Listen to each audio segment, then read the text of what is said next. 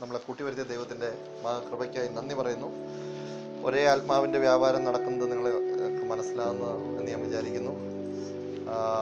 നമ്മൾ പാടി തുടങ്ങി, ഇപ്പം പാടിക്കൊണ്ടിരുന്നതും ഞെരുക്കത്തിൻ്റെ അപ്പം ഭക്ഷിക്കുന്നതും നമുക്ക് ജീവിതത്തിൻ്റെ പല ഘട്ടങ്ങളിലും പല പ്രതിസന്ധികളുടെ നടുവിലും നമ്മൾ തളർന്നു പോകുന്ന അവസ്ഥയൊക്കെ വരും. എന്നാലും നമ്മുടെ ഓട്ടം സ്ഥിരതയോടെ ഓടുക. ഞാനും അങ്കിള് പറഞ്ഞോടത്ത് നിന്ന് റാണിയുടെ റാണിയെ കാണാൻ പോയ പൂച്ചയുടെ അവസ്ഥയിൽ നിന്ന് തുടങ്ങാൻ ആഗ്രഹിക്കുന്നു. നമുക്കും അങ്ങനെ ഒരു പൂച്ചയല്ലാത്ത ഒരു ജീവിതം. എന്നെ എല്ലാവരും ശ്രദ്ധിക്കണമെന്ന് നിങ്ങൾ പ്രാർത്ഥിക്കണം, ശ്രദ്ധിക്കണം. കാരണം ഒരു വർഷത്തിന് ശേഷമാണ് നിങ്ങൾ ഓർക്കുന്നുണ്ടോന്ന് അറിയില്ല, ഞാൻ ഓർക്കുന്നുണ്ട്. ഏതാണ്ട് ഒരു വർഷമായി. കഴിഞ്ഞ നവംബറിൽ നിങ്ങളുടെ മധ്യേ ദൈവദിനമായി നിന്നാണ്. അതിനുശേഷം ഒരു വർഷത്തെ ഗ്യാപ്പുണ്ട്. എല്ലാം പെട്ടെന്നായിരുന്നു ആൻറ്റി ഓർക്കാൻ. ഒരു വർഷത്തിന് ശേഷമാണ് ഞാൻ നിങ്ങളുടെ മുമ്പിൽ ദൈവദിനമായി നിൽക്കുന്നത്. എനിക്കും ചെറിയ പേടിയൊക്കെ ഉണ്ട്. പേടി മീൻസ് അങ്ങനത്തെ പേടിയല്ല. ദൈവദിനം എവിടം വരെ എത്രമാത്രം ആഴമായി നിങ്ങൾക്ക് മനസ്സിലാക്കുവാൻ സാധിക്കും. ഒരു അങ്കിള് ഇത്രയും നേരം നമ്മളോട് പറഞ്ഞുകൊണ്ടിരിക്കുന്നതും ആ ഹൃദയം പൊട്ടി ഹൃദയത്തിൻ്റെ ഉള്ളിൽ നിന്ന് പുറത്തേക്ക് വന്നുകൊണ്ടിരിക്കുന്നതും ഞാൻ ഇന്ന് ചിന്തിക്കുന്നതും നമുക്ക് വേണ്ടി ദൈവാത്മാവ് തന്നിരിക്കുന്നതുമായ ആലോചന ഒന്നാകയാൽ ഞാൻ ദൈവത്തെ സ്തുതിക്കുന്നു. ഹല്ലേലൂയ. സോ ആയതിനാൽ കിട്ടുന്ന ഓരോ നിമിഷവും, നമ്മളാകുന്ന ഓരോ അവസ്ഥയും, നമ്മൾ നിലനിൽക്കുന്ന ഓരോ മണ്ഡലവും നമുക്ക് ദൈവത്തിൻ്റെ വ്യാപാരം, ദൈവത്തിൻ്റെ ശക്തി നമ്മളോടുകൂടി ആയിരിക്കുവാൻ. ഇപ്പം നമ്മൾ പാടിയതുപോലെ യാത്ര ചെയ്ത് ഓട്ടം തേച്ച് യേശുവിൻ്റെ പൊന്മുഖം മുത്തുവാനായിട്ട് നമ്മൾ ഒരു പ്രയാണത്തിലാണ്, ഒരു ഓട്ടത്തിലാണ്. കഴിഞ്ഞ ദിവസം ജോസാറ് പറഞ്ഞ പോലെ ഓട്ടം ഓടുന്നവർ അനേകരുണ്ടെങ്കിലും ബിരുദ പ്രാപിക്കുന്നത് ഒരുവനത്രേ. ഒരുവനൊരു ഗ്രൂപ്പാകാം. ആ ഗ്രൂപ്പ് നമ്മുടെ രാജു കോളനി കെയർസെല്ലാകട്ടെ എന്ന് ഞാൻ പ്രാർത്ഥിക്കുന്നു. അങ്ങനെ ഒരു ബലമുള്ള ഒരു ഗ്രൂപ്പ് നമ്മുടെ RCAGക്കകത്ത് നിന്ന് ശക്തമായി ദൈവത്തെ ഒരേ ആത്മാവിൽ, ആത്മാവിനെ ഉൾക്കൊണ്ട് ദൈവത്തെ ഒന്ന് ആരാധിക്കുമ്പോൾ നമ്മുടെ ഹൈദരാബാദ് പട്ടണം ഒന്ന് കിട്ടുങ്ങും. ദൈവത്തിന്റെ വ്യാപാരം നമ്മുടെ പട്ടണത്തിൽ ഇറങ്ങി വരും. ഈ തെലങ്കാന സംസ്ഥാനത്ത് നമ്മുടെ പട്ടണം നമ്മൾ ഓരോ വ്യക്തികളാൽ, നമ്മുടെ കെയർസെല്ലിനാൽ, നമ്മുടെ സഭയാൽ, നമ്മുടെ കുടുംബങ്ങളാൽ ഈ ദിവസങ്ങളിൽ ഒന്ന് മാറ്റപ്പെടുവാൻ നമ്മളൊന്ന് ഏൽപ്പിച്ചു കൊടുക്കാം. നമ്മൾ ഇപ്പം പാടിയില്ലോ, ഞെരുക്കത്തിന്റെ അപ്പം നമ്മൾ ഭക്ഷിച്ചാലും എത്രമാത്രം ജീവിതത്തിന്റെ ക്ലേശം വന്നാലും നമ്മൾ നിലനിൽക്കുന്നത്, നമ്മുടെ ഓട്ടം ഓടുന്നത് നമ്മൾ ക്രിസ്തുവിലേക്ക് തന്നെയെന്ന് 1 പത്രോസിന്റെ ലേഖനം അതിന്റെ 1-ാം അധ്യായത്തിന്റെ 6-ാം വാക്യത്തിൽ നമ്മൾ ഇതേ സംഗതി തന്നെ വായിക്കുന്നുണ്ട്. ഞാൻ ഇന്ന് 3 ദിവസമായി വായിക്കുന്ന ഒരേ ഒരു അധ്യായമാണ് 1 പത്രോസ്. ഞാൻ പാസ്റ്റർ പറഞ്ഞ ദിനവൃത്താന്ത അധ്യായങ്ങൾ കഴിഞ്ഞപ്പോൾ തൊട്ട് ഞാൻ ചിന്തിക്കുന്ന ഒരു അധ്യായമാണ് 1 പത്രോസിന്റെ ലേഖനം 1-ാം അധ്യായം. 3 ദിവസമായിട്ട് തുടർച്ചയായിട്ട് ഞാൻ വായിച്ചുകൊണ്ടിരിക്കുകയായിരുന്നു.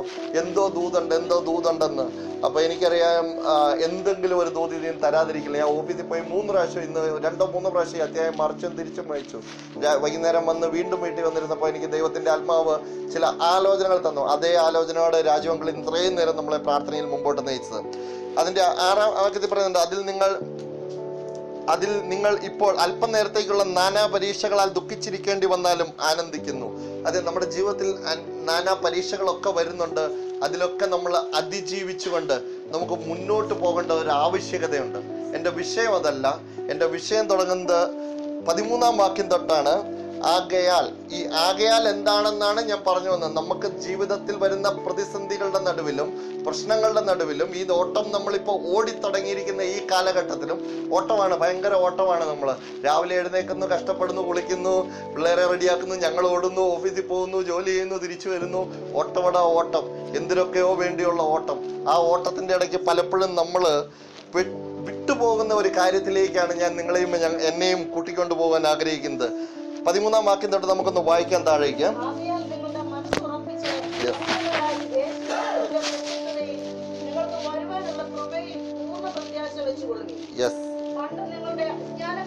മതി ആൻറ്റി, അത് നമുക്ക് അടുത്ത സ്റ്റെപ്പായിട്ട് വായിക്കാം. ഇവിടെ വായിക്കുന്നു, ആകയാൽ നിങ്ങളുടെ മനസ്സ് ഉറപ്പിച്ച് നിർമ്മതരായി ക്രിസ്തുവിന്റെ പ്രത്യക്ഷതയെങ്കിൽ നിങ്ങൾക്ക് വരുവാനുള്ള കൃപയിൽ പൂർണ്ണ പ്രത്യാശ വെച്ചുകൊള്ളുവിൻ. അപ്പൊ നമുക്കൊരു പ്രത്യാശയുണ്ട് അല്ലേ? നമ്മുടെ പ്രത്യാശയാകുന്നു നമ്മളെ ചേർക്കുവാൻ നമ്മുടെ കർത്താവായ യേശു ക്രിസ്തു വേഗം വരും. വേഗം വരുന്നത് എങ്ങനെ വരും? നമ്മുടെ കർത്താവായ യേശു ക്രിസ്തു എങ്ങനെ വരും, എപ്പോൾ വരും? ഇത് രണ്ടും നമുക്ക് കറക്റ്റ് ആയിട്ട് ഇന്നും അറിയത്തില്ല. ഒരിടത്തും എഴുതി വെച്ചിട്ടില്ല. The time, date and the second there is never mention അല്ലെ? ഒരു സ്ഥലത്തും എഴുതി വെച്ചിട്ടില്ല കർത്താവായ യേശു ക്രിസ്തു എപ്പോൾ വരും, അല്ലെങ്കിൽ എങ്ങനെ വരും നമുക്കറിയാം. എപ്പോ വരും, ഏത് നിമിഷം വരും, ഏത് ദിവസം വരും, ഇത് നമ്മളെ സംബന്ധിച്ചിടത്തോളം ഇന്നും അജ്ഞാതമായിട്ടിരിക്കുന്ന ഒരു കാര്യമാണ്. നമ്മൾക്ക് ഒരു പ്രത്യാശയാണുള്ളത്, അല്ലെ? എന്നാ ബൈബിൾ പറയുന്നു എങ്ങനെ വരും എന്ന് പല ഭാഗത്ത് പല രീതിയിൽ പറയുന്നുണ്ട്. മധ്യാകാശത്ത് വന്ന്, ഇന്നലെ കേട്ടതുപോലെ മധ്യാകാശത്ത് വന്ന് സഭയെ ചേർക്കുവാനായി അവൻ വരും. പക്ഷെ എന്ന് വരും? ഈ എന്ന് വരുമെന്നറിയാൻ മേലാത്തത് കൊണ്ടാണ് നമ്മളോട് പൗലോസും അതുപോലെ യേശുക്രിസ്തു നേരിട്ടും നമ്മളോട് പറയുകയുണ്ടായി, ഒരുങ്ങിയിരിപ്പാൻ. അത് തന്നെയാണ് ഇന്ന് രാത്രികാലം നമ്മൾ കേട്ടോണ്ടിരിക്കുന്നതും കേൾക്കുവാൻ ആഗ്രഹിക്കുന്നതും. ഈ നമ്മുടെ ഇത്രയും നാളത്തെ ഓട്ടത്തിന്റെ അവസ്ഥയിൽ നിന്നും മാറി ഒന്ന് ഒരുങ്ങിയിരിക്കുവാനാണ് ദൈവത്തിന്റെ. നമുക്ക് വായിക്കാം ലൂക്കോസിന്റെ സുവിശേഷം 12-35 വാക്യം. ആരെങ്കിലും എടുക്കുവാണെങ്കിൽ നമുക്ക് വായിക്കാം. ലൂക്കോസിന്റെ സുവിശേഷം 12-35 വാക്യം. അതുപോലെ ഒരു നിമിഷം, നിങ്ങൾ മർക്കോസിന്റെ സുവിശേഷം 13-33-34, മത്തായിയുടെ സുവിശേഷം 24-42. ഇതൊന്ന് എടുത്തു വെച്ചേ. നീ വായിച്ചോളെ.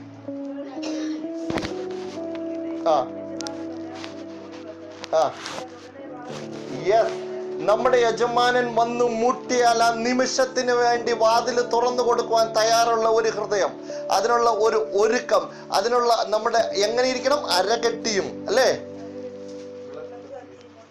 അരകെട്ടിയും വിളക്ക് അവിടെ നിന്നുകൊണ്ട് ഒരു ഇതൊന്നുമല്ല. എഫേസ്യയിൽ എങ്ങനെ 6-ാം അധ്യായത്തിന്റെ 14-ാം വാക്യത്തിൽ നമുക്കറിയാം എന്താണ് അരകെട്ടി എടുക്കേണ്ടത്. കാണാൻ നമുക്കറിയാവുന്ന എന്താ അരകെട്ടണ്ടേ? സത്യം. സത്യസുവിശേഷത്തിൽ നിലനിന്നുകൊണ്ട് സത്യത്തിൽ ജീവിക്കുന്ന, സത്യത്തിന്റെ ആത്മാവ് നിറഞ്ഞവരായി ഈ രാത്രികാലം ദൈവത്തിന്റെ ആത്മാവ് വ്യക്തമായി പറയുന്നു, ചിലതിൽ നിന്ന് വിട്ടുമാറി സത്യത്തിലേക്ക് തിരിച്ചു വരുവാൻ.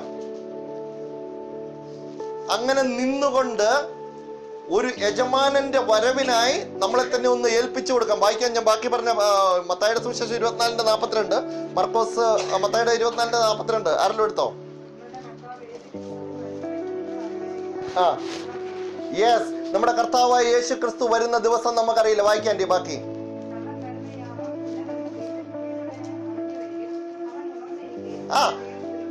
മതി. അത് ആര് പറഞ്ഞതാണ്? യേശു ക്രിസ്തു പറഞ്ഞിരിക്കുന്നതാണ്. ആകെ ക്രിസ്തു നമുക്ക് തന്നിരിക്കുന്ന ഇങ്ങനെ 2-3 പോയിന്റ്സ് ആണ് തന്നിട്ട് പോയിരിക്കുന്നത്. ഉണർന്നിരിപ്പിൻ. ഈ രാത്രികാലം അങ്കിള് പ്രാർത്ഥിച്ചു തുടങ്ങിയപ്പോഴും പറഞ്ഞു ഒരു റിട്ടേൺ ബാക്ക്. ഈ രാത്രികാലം വിശുദ്ധിയോടെ ഒന്ന് തികഞ്ഞു നിന്നുകൊണ്ട് നമ്മുടെ കർത്താവിന്റെ വരവ്. നമ്മൾ ഇനി പഴയ പാല് കുടിക്കേണ്ട കാലമൊക്കെ കഴിഞ്ഞുപോയി, അല്ലേ?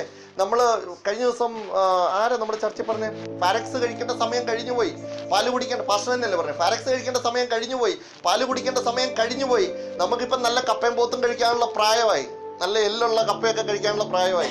ഇനി അത് കഴിക്കണം, അതിൽ പിടിക്കണം, അതിൽ പിടിച്ച് നമ്മളൊന്ന് പുഷ്ടി പ്രാപിക്കണം. ഇനിയുള്ള ഒന്നേ ഉള്ളൂ നമ്മുടെ ജീവിതത്തിൽ, നമ്മുടെ കർത്താവിന്റെ വരവ് മാത്രം. അതിനായി ഒന്ന് ഒരുങ്ങി നിൽക്കണം. എങ്ങനെ? ഞാൻ ഒരു പോയിന്റ് എടുത്തുള്ളൂ അതിൻ്റെ അകത്ത് നിന്ന്, സത്യം മാത്രം. കാരണം ആ ഒരു വാക്യം മാത്രമേ ഞാൻ അതിൻ്റെ അകത്ത് എടുത്തുള്ളൂ.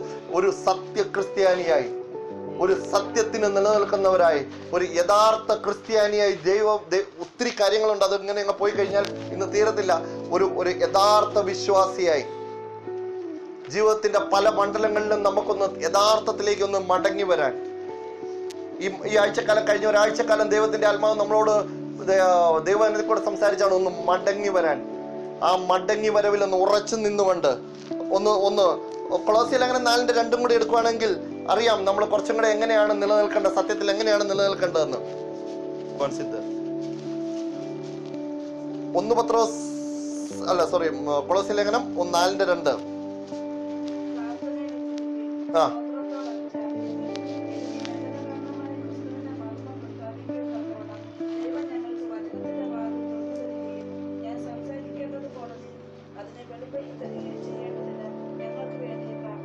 യെസ്, ഉണർന്നിരുന്ന് പ്രാർത്ഥിപ്പാൻ. ഓക്കെ, ഒന്ന് നമ്മളെ സത്യമുള്ളവരായി നിലനിൽക്കുവാൻ, 2 പ്രാർത്ഥനയിൽ മുഴങ്ങുന്നവരായി. നമ്മുടെ ജീവിതത്തിന്റെ പല ഘട്ടങ്ങളിലും നമ്മൾ കഷ്ടങ്ങൾക്ക് വേണ്ടി വന്നപ്പോൾ പ്രാർത്ഥിച്ചു, നമ്മുടെ പ്രയാസം വന്നപ്പോൾ പ്രാർത്ഥിച്ചു. എന്നാൽ നിത്യതയിൽ എത്തിച്ചേരുവാൻ ഒരു പ്രാർത്ഥന നമുക്ക് ആവശ്യമാണ് ഈ രാത്രികാലം. ദൈവത്തിന്റെ വചനം വ്യക്തമായി പറയുന്നു, നിത്യതയിൽ എത്തിച്ചേരണമെന്നുണ്ടെങ്കിൽ ഒരു ഒരു ഒരു ഒരു പ്രാർത്ഥന എൻ്റെ നിങ്ങളുടെയും ജീവിതത്തിൽ ആവശ്യമാണെന്ന് ഈ രാത്രികാലം ദൈവാത്മാവ് നമ്മളെ ബുദ്ധി ഉപദേശിക്കുകയാണ്. നമ്മൾ പലതിനും വേണ്ടി പ്രാർത്ഥിച്ചില്ലേ? നമുക്കൊരു നല്ല മക്കൾക്കൊരു ജോലി കിട്ടാൻ വേണ്ടി നമ്മൾ പ്രാർത്ഥിച്ചില്ലേ? നമ്മുടെ കടഭാരങ്ങൾക്ക് വേണ്ടി നമ്മൾ പ്രാർത്ഥിച്ചില്ലേ? നമ്മുടെ തലമുറകൾക്ക് വേണ്ടി നമ്മൾ പ്രാർത്ഥിച്ചില്ലേ? നമ്മുടെ കമ്പനിയിൽ ജോലിയില്ലെന്നായപ്പോൾ നമ്മൾ പ്രാർത്ഥിച്ചില്ലേ? എന്നാൽ നിത്യതയ്ക്ക് വേണ്ടി ഇന്ന് പ്രാർത്ഥിക്കുന്ന എത്ര പേരുണ്ട് നമ്മുടെ കൂട്ടത്തിൽ?